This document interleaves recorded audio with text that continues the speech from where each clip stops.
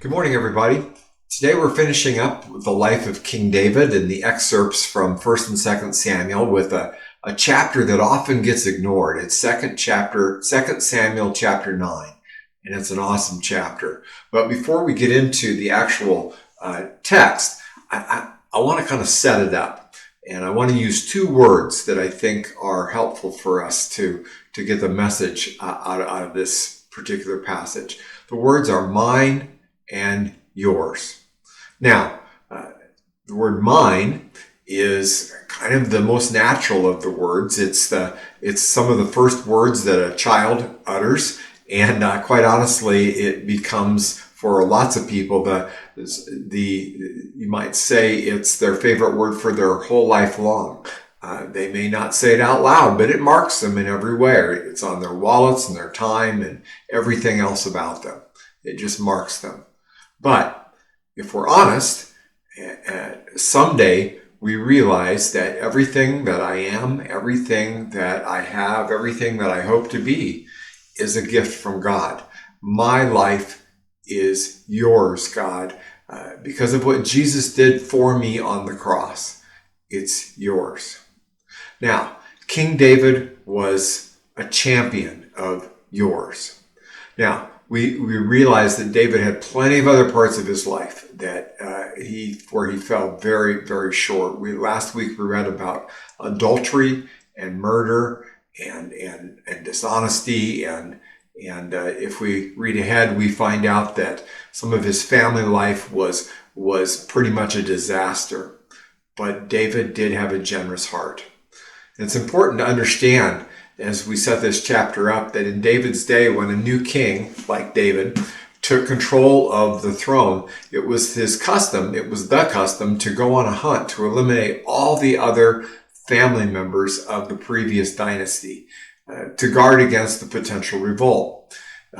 These family members were usually hunted down and killed, and if they did survive, they had to live their life in hiding.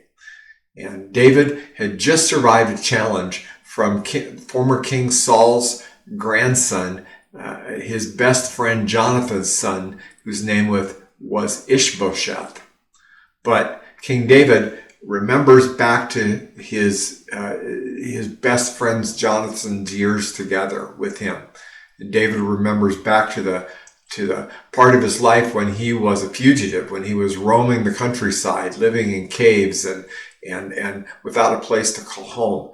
And Jonathan helped David, not for what he could get out of it, but because he was David's friend. And David so respected Jonathan that he made a promise to protect any of the members of Jonathan's family.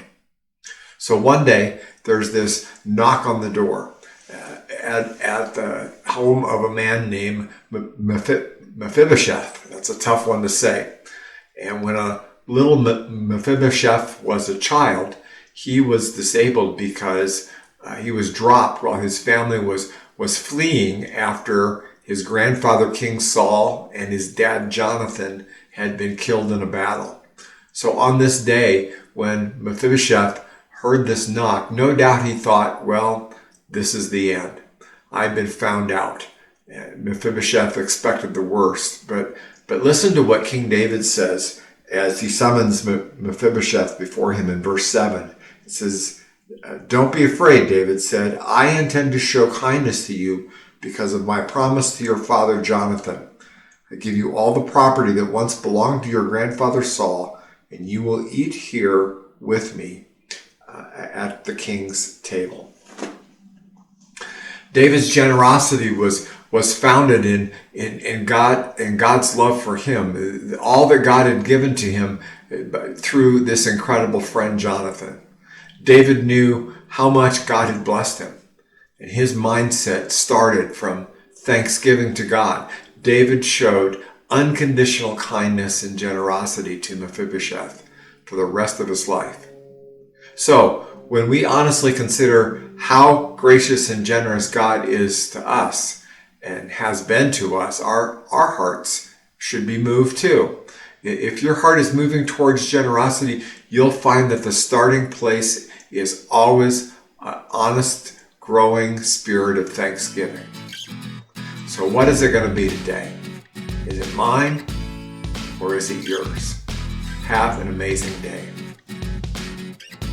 If these devotional videos are helpful to you, subscribe to our channel and click the notification button so you know when we post a new video. And of course, please share them with others.